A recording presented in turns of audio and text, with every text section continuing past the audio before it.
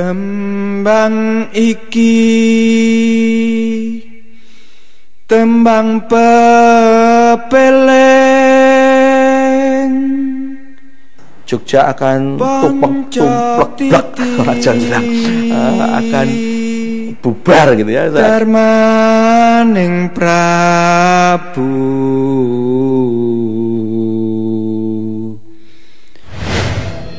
Ada beribu alasan mengapa Yogyakarta menjadi kota istimewa. Salah satunya karena warganya yang dikenal berbudaya. Haruskah identitas Jogja hilang, tergerus zaman? Yang pasti Jogja kini tidak hanya tentang keraton atau Malioboro. Pesatnya industri pariwisata membuat warga asli Jogja harus terhimpit di tengah ratusan hotel yang nilai investasinya terus melesat. Mengapa warga Jogja dengan lantang meneriakkan slogan Jogja tidak dijual? Dan seperti apa pemerintah kota Yogyakarta membatasi pendirian hotel? Berikut penelusuran tim realitas.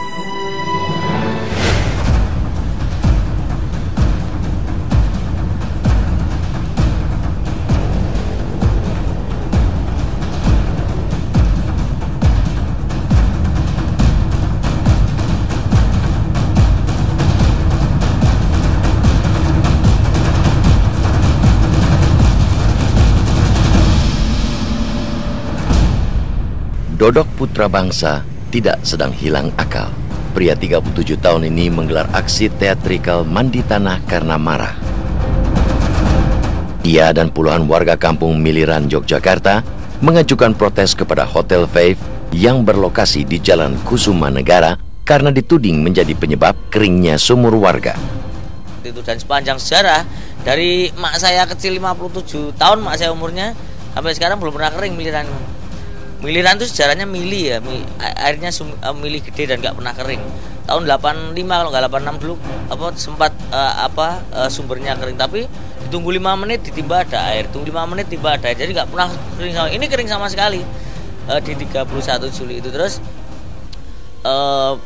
kegalauan itu saya luapkan dengan membuat setengah berkarya ya, performance arts mandi pakai tanah cuman 10 menit di depan Hotel Five persis lah. Itu cuman sekitar 10 menit karena yo anunya gampang aja toh. Indonesia ini kan tanah air, air nggak ada ya pakai tanah, jadi artinya mandinya mandi pakai tanah sebagai wujud simbolis perlawanan itu. Ketika tim realitas mengkonfirmasi kepada pihak hotel, mereka menyatakan penggunaan air tanah hotel sudah sesuai dengan aturan yang berlaku. Kemudian untuk masalah air tanah yang berdampak terhadap warga, kami serahkan ke pihak yang lebih mengerti, yang lebih mengetahui tentang hal ini, yaitu tentu saja dengan pihak BLH. Dan untuk itu kami masih menunggu hasil perundingan dengan warga, kapan kita akan melakukan pumping test bersama. Pemerintah kota Yogyakarta juga menjelaskan kepada warga, sumur menjadi kering karena musim kemarau. Namun nyatanya, 1 minggu setelah pompa milik hotel disegel, sumur warga kembali mengalir. Yang kedua, yang lebih menarik lagi, sejak tanggal 1 September ditutup, rentang seminggu kemudian lancar air kita. Yang dulu dikatakan, BLH mengatakan sama PU, pemerintahan ngomong bahwa ini dampak dari kemarau panjang. Buktinya dari September sekarang, dulu sampai sekarang sudah hampir 2 bulan ya. September awal sampai November awal masih kemarau kok kita, tapi air kembali kok, air balik. Kalau secara persis kami tidak mengetahui untuk yang bermasalah. Namun kalau kita lihat rumor memang masih ada kaitannya dari sisi sosial, belum ada kesepakatan dengan warga, dan dimungkinkan juga karena kota Yogyakarta ini sangat kritis sekali nih, sehingga apa yang kemarin itu sudah berjalan baik pun karena perkembangan suasana dimungkinkan dalam pelaksanaan itu juga menjadi kadang-kadang timbul masalah baru. Situasi serupa juga dialami warga Ngampilan, Yogyakarta. Mereka melancarkan aksi menolak pembangunan sebuah hotel di wilayah perkampungan mereka tepatnya di Jalan Bayangkara nomor 35. Yang jelas ya mengeluhkan, karena sesuatu hal, kalau adanya sesuatu aktivitas, pastinya warga kan harusnya diberitahu. Nah, ketika proses dari perobohan bangunan yang semula adalah Kartika Dewi Fitness Center itu tanpa kula nuwun, jadi warga otomatis semacam kayaknya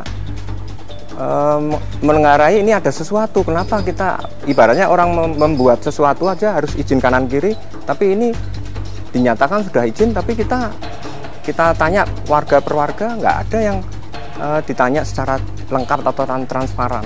Jadi otomatis kan kita mengeluh adanya bangunan, tahu-tahu nggak ada HO atau nggak ada izin gangguan, tahu-tahu udah dikerjakan. Jadi otomatis, dan waktu itu pengerjaannya juga, perobohannya juga dijagain. Kalau saya hitung-hitung ada tentara, ada polisi, ada Satpol PP, itu kurang lebihnya sekitar hampir 20 orang lebih. Jadi saya sampai kaget, sampai heran, kenapa cuma merobohkan ini aja, kulon-kulon sama warga aja udah cukup. Nggak perlu ada tentara dari ujung sana sampai sini sama polisi, itu udah banyak sekali ini. Tim Realitas mendatangi kantor Wali Kota Yogyakarta untuk mengetahui duduk perkara ini. Dari sini diketahui, pihak pengelola hotel ternyata telah mengantongi izin mendirikan bangunan atau IMB. Masih dibicarakan, jadi IMB-nya sudah terbit, tapi ada keluhan masyarakat. Ya sosialisasi, ya sosialisasinya. Ya tadi ada hal-hal yang belum selesai di masyarakat, makanya kemarin juga kita hentikan sementara. Kita minta agar sosialisasi dituntaskan dengan masyarakat, gitu ya. Memang pada satu sisi pihak hotel juga keberatan dengan hal tersebut, gitu. Tapi ya saya katakan ini kan keberadaannya kan harus juga memperhatikan masyarakat. Sebaliknya masyarakat juga harus juga dalam satu sisi yang lain bagaimana dengan keberadaan itu, bisa berkembang tidak usahanya, kegiatannya terganggu tidak, dan lain sebagainya. Itu menurut saya sebuah komunikasi yang belum tuntas yang dilakukan oleh pihak pengaju izin, investor dalam hal ini, dengan masyarakat. Menjamurnya pembangunan hotel di Yogyakarta bukannya tidak diantisipasi pemerintah kota Yogyakarta. Di tahun 2013, Wali Kota mengeluarkan moratorium pendirian hotel dengan mengeluarkan peraturan Wali Kota nomor 77. Dengan adanya peraturan ini, maka per 31 Desember 2013, Pemkot Yogyakarta tidak lagi mengeluarkan izin pendirian hotel. Peraturan ini akan berakhir di tahun 2015. Banyaknya investor yang berminat membangun infrastruktur pariwisata, maka kita mengeluarkan Perwal 77 tentang moratorium industri hotel dan di Yogyakarta ini.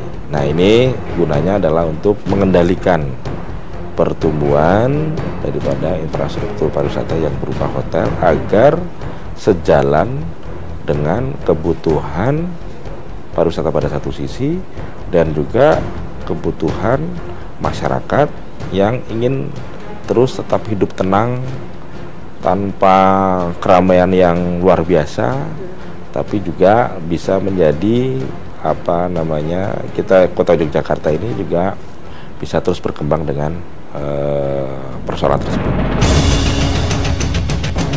Namun, efektivitas moratorium dan keseriusan peraturan wali kota dalam membatasi pembangunan hotel di kota Yogyakarta masih patut dipertanyakan.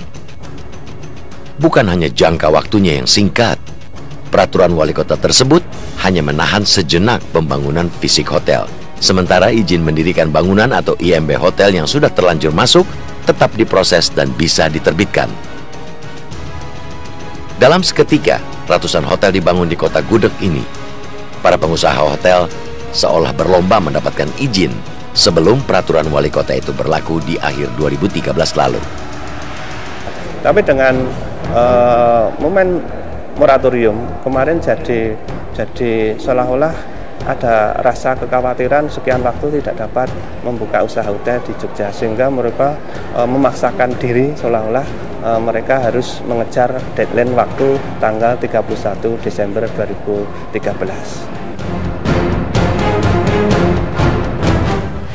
Sebutan kota budaya untuk Yogyakarta kini berubah menjadi kota investasi.